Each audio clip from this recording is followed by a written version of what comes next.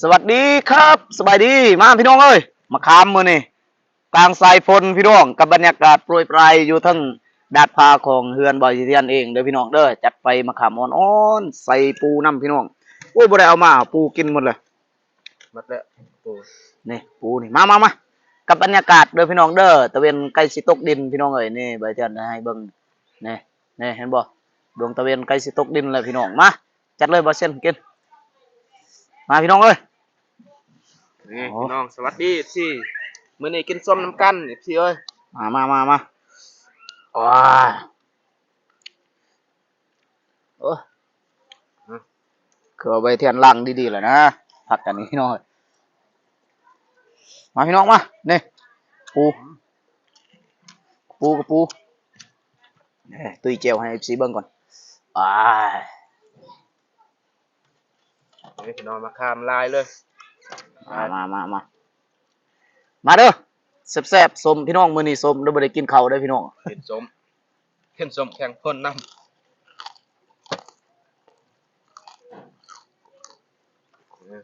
อืม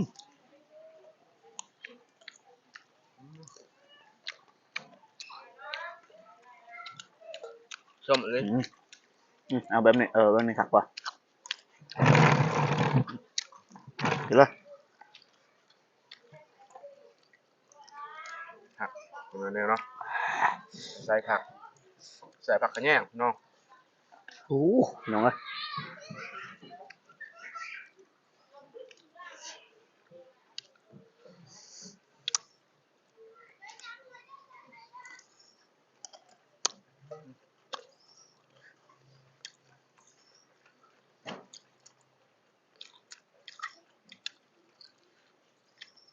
อ่าเอออ่าใบอ่า 3 หน่วยเลย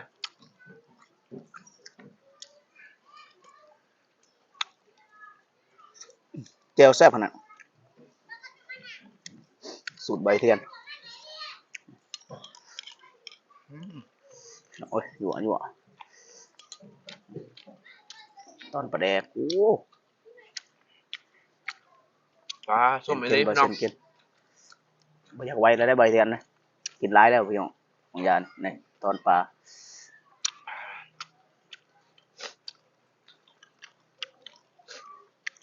ตอนปลาแดกเผ็ดฮ้อนก็ฮ้อนพี่น้องนะเผ็ดเนาะเผ็ดกับส้ม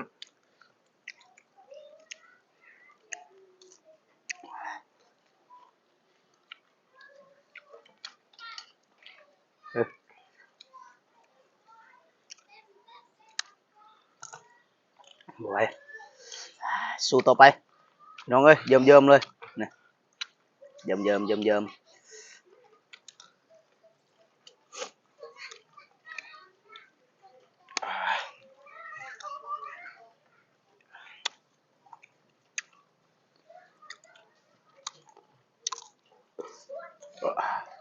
ขบแซ่บ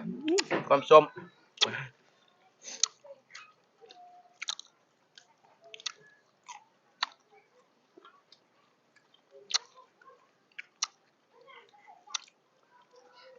ส้มหมดแถวว่า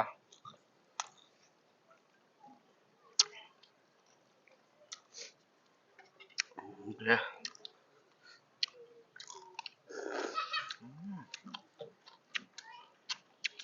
น้อยพี่น้องน้อยก็มี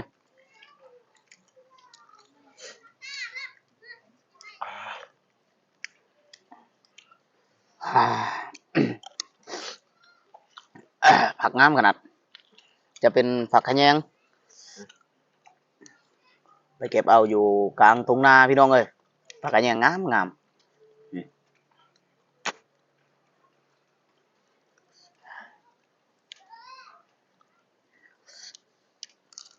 บ่ไหวละ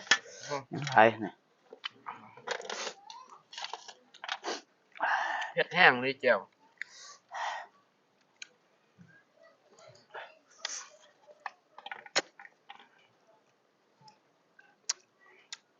เออสม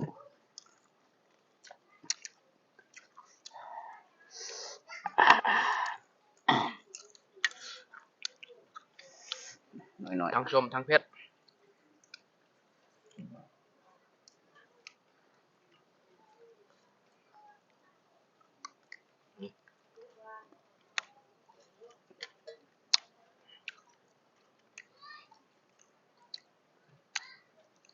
เก็ดแขว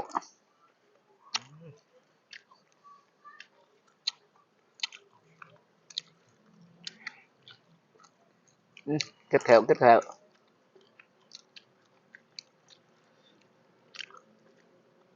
อ่า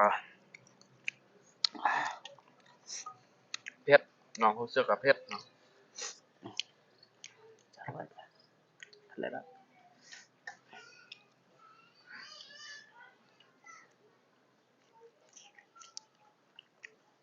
ตก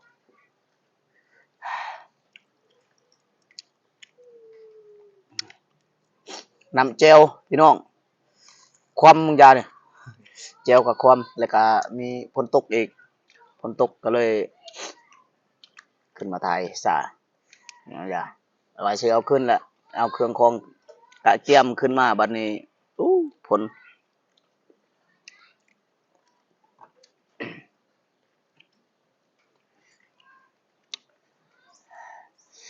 อ่า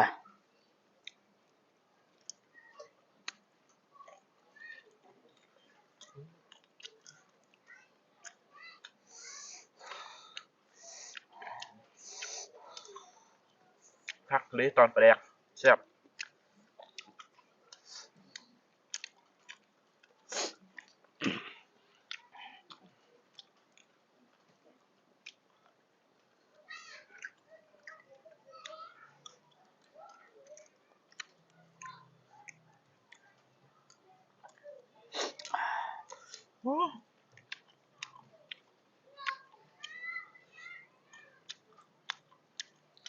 หน้าแดงเลยกับเพชร อ่าพี่น้องเอ้ยคลิปนี้ก็บ่มีหยังหลากหลายพี่น้องบ่ไหวเลยใบเทียนกินบ่ไหวเลย เส้น ต้อง คือกัน ขอโจทย์ตอนนี้ก่อนนะพี่น้องเนาะฝากเป็น